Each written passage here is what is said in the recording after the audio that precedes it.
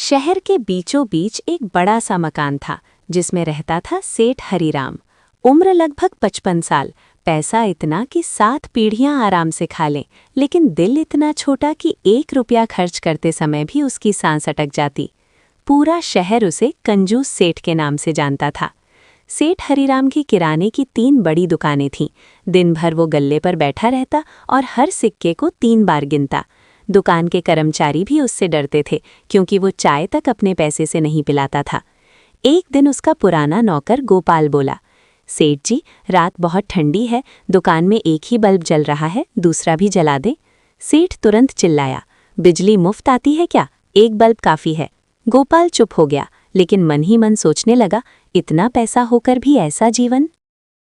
उस रात सेठ हमेशा की तरह पैसे गिनकर लोहे की तिजोरी में रख रहा था। बाहर तेज हवा चल रही थी, आसमान में बादल गरज रहे थे। अचानक बत्ती चली गई, पूरा घर अंधेरे में डूब गया। सेठ घबरा गया, अरे इन्वर्टर क्यों नहीं चल रहा? उसे याद आया, उसने बिजली बचाने के लिए इन्वर्टर की बैटरी बदलवाई ही नहीं थी। अब पूरा मकान सन्नाटे में था। तभी ऊपर की मंजिल से धीरे धीरे कदमों की आवाज आने लगी, ठक ठक ठक। सेठ का दिल जोर से धड़कने लगा। घर में तो मैं अकेला हूं, फिर ये कौन है? वो कांपते हाथों से लालटेन जलाने लगा। जैसे ही रोशनी हुई, सीढ़ियों पर किसी की परछाई हिलती हुई दिखाई दी। सेठ की सांस रुक गई। क्या सच में कोई घर में घुस आया था या कुछ और था? सीढ़ियों पर हिलती हुई परछाई देखकर सेठ हरीराम के हाथ से लालटेन लगभग गिर ही गई। उसने डरते डरते आवाज लगाई, कौन है वहां? गोपाल, क्या तुम हो? लेकिन जवाब में सिर्फ हवा की आवाज आई। पूरा घर अजीब सन्नाटे से भरा हुआ था। बाहर बारिश शुरू हो चुकी थी और खिड़कियां जोर जोर से हिल रही थीं। सेठ ने खुद को संभालते हुए सोचा, जरूर कोई चोर होगा, मेरे पैसे के पीछे आया है। ये सोचते ही वो तुरंत तिजोरी के पास जा खड़ा हुआ, जैसे पैसे उसकी जान से भी ज्यादा जरूरी हों। फिर वही आवाज, ठक ठक ठक। इस बार कदमों की आवाज सीढ़ियों से नीचे आती हुई साफ सुनाई दे रही थी। सेठ का गला सूख गया। उसने लालटेन ऊंची उठाई। धीरे धीरे सीढ़ियों के मोड़ पर एक आकृति दिखाई दी, सफेद कपड़ों में कोई आदमी। सेठ डर के मारे पीछे हट गया। कौन हो तुम? चोरी करने आए हो? पुलिस बुला लूंगा, वो कांपती आवाज में बोला।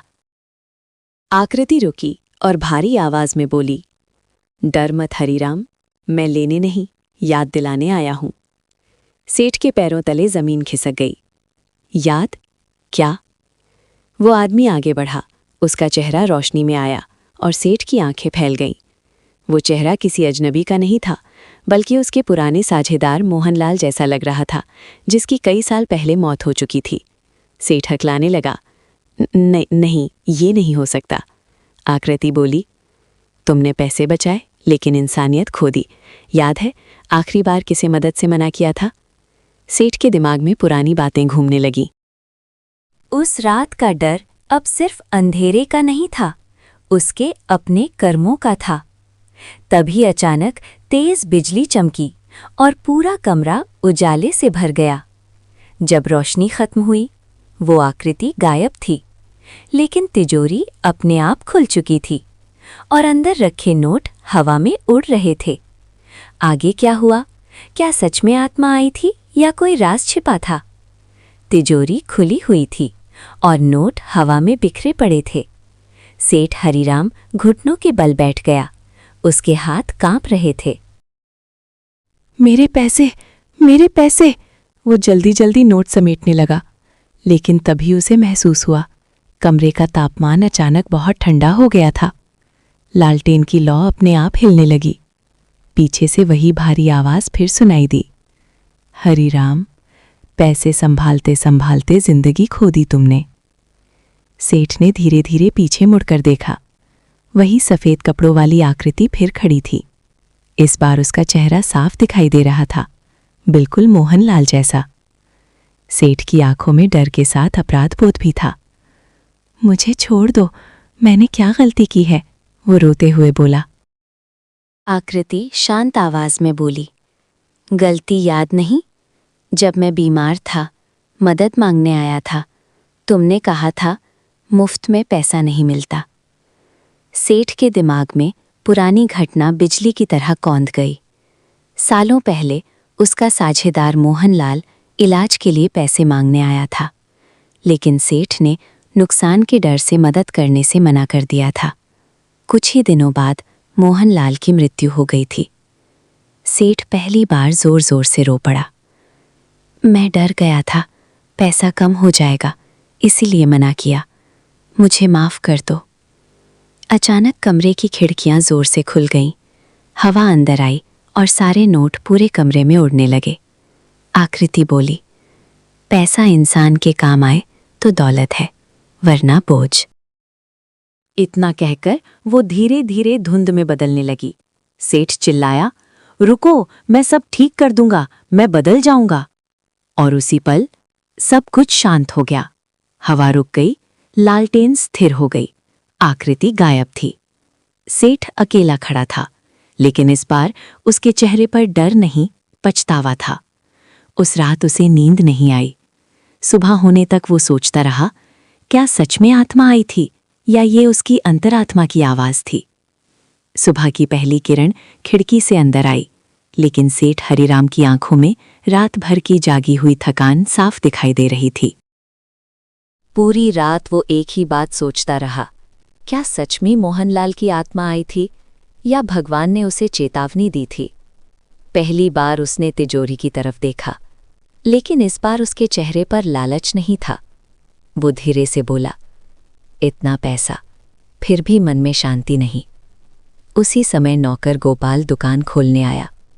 उसने सेठ को चुप बैठे देखा तो हैरान हो गया। सेठ जी, तबीयत ठीक है? आज आप पैसे नहीं गिन रहे? सेठ कुछ पल चुप रहा, फिर बोला, गोपाल, आज दुकान देर से खोलना, पहले मुझे कहीं जाना है। गोपाल ने जीवन में पहली बार सेठ की आवाज में नरमी सुनी। थोड़ी देर बाद सेठ पुराने शहर के तंग गलियों में पहुंचा। वो सीधे मोहनलाल के घर के सामने जाकर रुक गया। दरवाज़ा मोहनलाल की पत्नी शांता देवी ने खोला। साधारण कपड़े, थका हुआ चेहरा, गरीबी साफ छलक रही थी। सेठ को देखकर वो चौंक गई। आप यहाँ? सेठ की आंखें झुक गईं। मुझे माफ कर दीजिए, मैं बहुत देर से आया हूँ। उसने एक बैग आगे बढ़ाया। ये मदद नहीं, मेरा कर्ज है। शांता देवी समझ नहीं पाई, लेकिन सेठ की आंखों में सच्चा पछतावा देखकर उनकी आंखें भी भर आईं। उस दिन सेठ ने पहली बार बिना हिसाब लगाए पैसे दिए। वापस लौटते समय उसके कदम हल्के लग रहे थे, लेकिन असली बदलाव अभी बाकी था। रात होते ही सेठ फिर उसी कमरे में बैठा जहां कल डरावनी घटना हुई थी। वो धीरे से बोला, अगर तुम सच में आए थे तो देखो, मैंने शुरुआत कर दी है। कमरे में हल्की हवा चली और लालटेन की लौ बिना वजह चमक उठी। सेठ मुस्कुरा दिया। उसे लगा जैसे किसी ने उसकी बात सुन ली हो। उस रात के बाद से सेठ हरिराम की जिंदगी पूरी तरह बदलने लगी। पहले जो आदमी 1 रुपए के लिए बहस करता था, अब लोगों की जरूरत सुनने लगा था। दुकान पर कर्मचारियों ने सबसे पहले बदलाव देखा। एक दिन गोपाल हिचकिचाते हुए बोला, सेठ जी, मेरी माँ की दवाई का खर्च थोड़ा ज्यादा है। पहले वाला सेठ होता तो तुरंत मना कर देता, लेकिन इस बार उसने बिना कुछ पूछे पैसे दे दिए। गोपाल की आंखें भर आईं।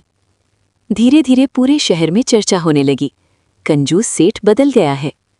सेठ ने दुकान के बाहर पानी का घड़ा रखवाया, गरीबों के लिए हर रविवार मुफ्त भोजन शुरू कराया और पुराने कर्ज की माफ करने लगा। लेकिन सबसे बड़ा बदलाव उसके अंदर हुआ था। अब रात को उसे डर नहीं लगता था। एक शाम वो उसी कमरे में बैठा था जहां वो रहस्यमयी रात हुई थी। तिजोरी सामने थी, मगर इस बार बंद। सेठ मुस्कुराकर बोला, अब तू मेरे ऊपर राज नहीं करेगी, मैं तेरा मालिक हूं। खिड़की से हल्की हवा आई। लालटेन की लौ धीरे से चमकी, बिल्कुल उसी रात की तरह। सेठ ने आंखें बंद कर लीं। उसे लगा जैसे कोई अदृश्य आवाज कह रही हो, अब तुमने सही दौलत कमा ली है, इंसानियत। उसके चेहरे पर गहरी शांति थी।